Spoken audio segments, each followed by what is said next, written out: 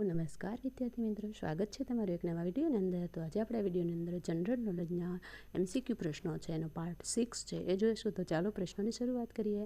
તો સૌથી પહેલો પ્રશ્ન છે, અજમેરની સ્થાપના કોણે કરી હતી? એ વિજયરાજ, બી યશરાજ, સી અજયરાજ કે ડી વિજયસેન? તો એનો આન્સર છે સી અજયરાજ. નંબર 2, હુમાયુનામા પુસ્તક કોણે લખ્યું હતું? એ છે અમીર ખુસરો, બી ગુલબદન બેગમ, સી કુતુબુદ્દીન અને ડી હુમાયુન? તો એનો આન્સર છે બી ગુલબદન બેગમ. પ્રશ્ન નંબર 3, હોજાગીરી નૃત્ય કયા રાજ્યનું છે? એ કર્ણાટક, બી ત્રિપુરા, સી આસામ કે ડી કેરળ? તો એનો આન્સર છે બી ત્રિપુરા. પ્રશ્ન નંબર 4, મિત્રમેલા નામની સંસ્થાઓ કોણે સ્થાપી હતી? એ અસ્કાફ ઉલ્લા ખાં, બી વીર સાવરકર, સી વસુદેવ બળવંત ફડકે કે ડી રામપ્રસાદ બિસ્મિલ? તો એનો આન્સર છે બી વીર સાવરકર. 5, ભારતના બુલબુલ તરીકે કોણ પ્રસિદ્ધ હતું? એ છે ઓપ્શન નંબર એ ઇન્દિરા ગાંધી, બી વિજયાલક્ષ્મી પંડિત, સી સરોજની નાયડુ અને ડી સુચેતા કૃપલાણી? તો 5મા પ્રશ્નનો આન્સર છે સી સરોજની નાયડુ. 6, રાજ્યના બંધારણીય વડા કોને કહેવામાં આવે છે? એ મુખ્યમંત્રી, બી સ્પીકર, સી રાજ્યપાલ, ડી MLA?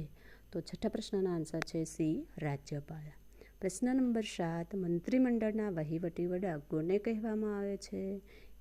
એ મુખ્યમંત્રી, બી સ્પીકર, સી રાજ્યપાલ કે ડી MLA? તો એનો આન્સર છે 7મા પ્રશ્નનો એ મુખ્યમંત્રી. 8, મેં મુઠ્ઠીભર બાજરા માટે ભારતનું સામ્રાજ્ય ખોયું. આ વાક્ય કોનું છે? Option A Babar, B Humayun, C Sikandar અને ડી ઔરંગઝેબ? તો 8મા પ્રશ્નનો આન્સર છે ડી ઔરંગઝેબ. પ્રશ્ન નંબર 9, લાવણી નૃત્ય કયા રાજ્યનું છે? એ મહારાષ્ટ્ર, બી રાજસ્થાન, સી ગુજરાત અને ડી કેરળ? તો એનો આન્સર છે એ લાવણી નૃત્ય છે મહારાષ્ટ્રનું છે. 10, વેદ તરફ પાછા વળોનો મંત્ર કોણે આપ્યો? એ સ્વામી દયાનંદ સરસ્વતી, બી રામકૃષ્ણ પરમહંસ, સી સ્વામી વિવેકાનંદ અને ડી જગદગુરુ શંકરાચાર્ય? તો પ્રશ્ન નંબર 10નો આન્સર છે એ સ્વામી દયાનંદ સરસ્વતી. પ્રશ્ન નંબર 11, બિહારના બેલી તરીકે કોણ ઓળખાતું? એ રામકૃષ્ણ, બી રાજેન્દ્ર પ્રસાદ, સી લાલુ પ્રસાદ યાદવ અને ડી નીતિશ કુમાર? તો 11મા પ્રશ્નનો આન્સર છે બી રાજેન્દ્ર પ્રસાદ. 12, અકબરનું મૂળ નામ શું હતું? એ દાનીપાલ, બી જલાલુદ્દીન, સી મુરાદ કે ડી અલ-સલેમ? પ્રશ્ન નંબર 12નો આન્સર છે બી જલાલુદ્દીન. પ્રશ્ન નંબર 13, ચરોતર તરીકે કઈ નદીઓ વચ્ચેનો પ્રદેશ ઓળખાય છે?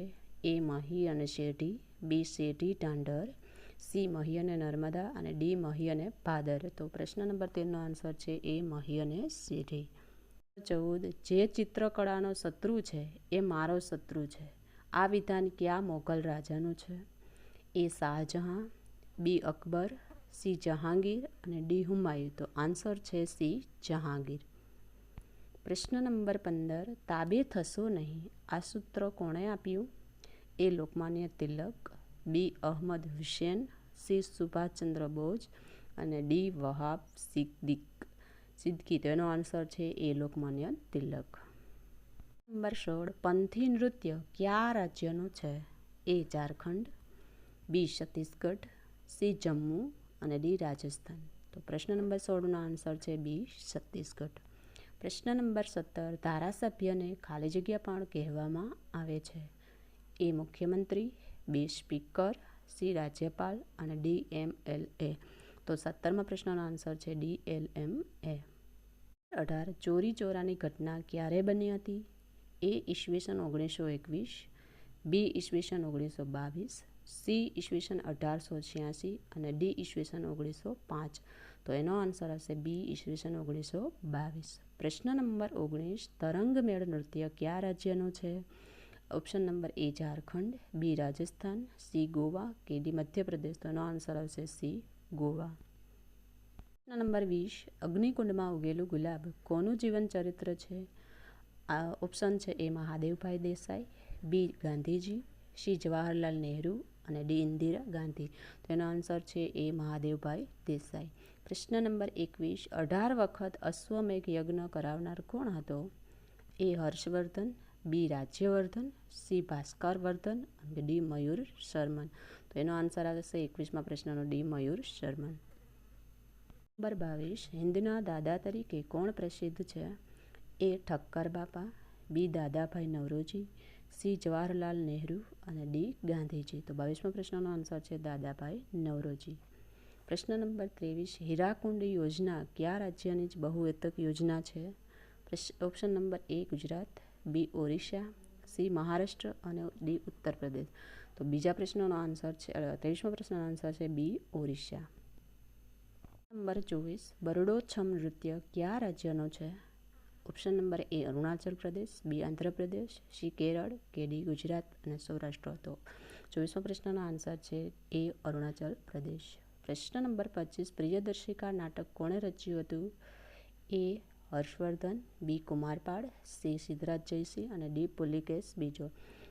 તો આનો આન્સર હશે 25મા પ્રશ્નનો એ હર્ષવર્ધન. તો અહીં વિદ્યાર્થી મિત્રો આપણે મોસ્ટ આઈએમપી 25 MCQ પ્રશ્નો જોયા. જો તમને વિડીયો પસંદ આવે તો લાઇક કરો, સબસ્ક્રાઈબ કરો અને અન્ય વિદ્યાર્થી મિત્રો સુધી શેર કરો. Thank you.